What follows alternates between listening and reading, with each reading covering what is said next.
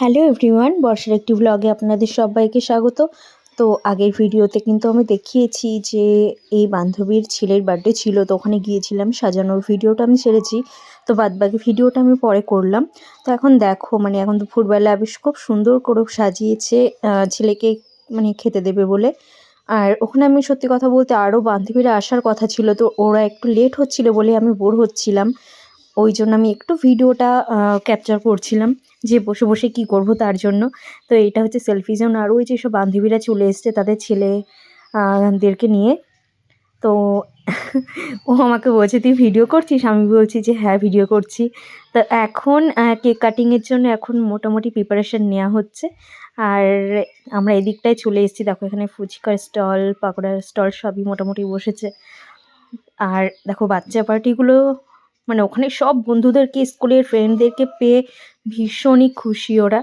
আর ওদের তো এটাই তো আনন্দ যে সবাই মিলে একসাথে থাকলে মোটামুটি ওদের আর কী বা লাগে। আর সবথেকে বড় কথা যে ওরা ওখানে না অনেকটা জায়গা পেয়েছিল, কারণ ওখানকার রাস্তাঘাটগুলো একটু ফাঁকা। আর প্রত্যেকের বাড়িতে অনেক বড় বড় উঠোন, ওই জন্য না ওরা দেখো এই জায়গাটা দেখো কতটা সুন্দর, জায়গাটা পুরো ফাঁকা। আর রাস্তা দিয়ে জোরে গাড়ি যাওয়ার মতো দেখছি না কোনো।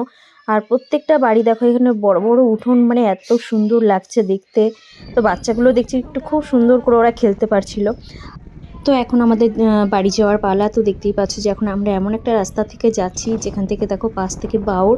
আর এই জায়গাটা সত্যি কথা বলতে গরমের সময় না খুবই সুন্দর। আর প্রচুর লোকজন এখান থেকে পাশ থেকে বসে থাকে। আর ওয়েদারটা খুবই ভালো লাগে। আর এখন যেহেতু কিছুদিন আগে বন্যা হয়েছিল, এই জন্য বাওরের জলগুলো এখন পুরো থই থই করছে। তো রাস্তাটা দেখতে পাচ্ছ, এত সুন্দর রাস্তা, খুব ভালো লাগছে। আর আমরা আজকে যেখানে গিয়েছিলাম ওখান থেকে এক বান্ধবী অনেক সবজি দিয়েছে আমাকে বাড়ি গিয়ে তোমাদের সাথে।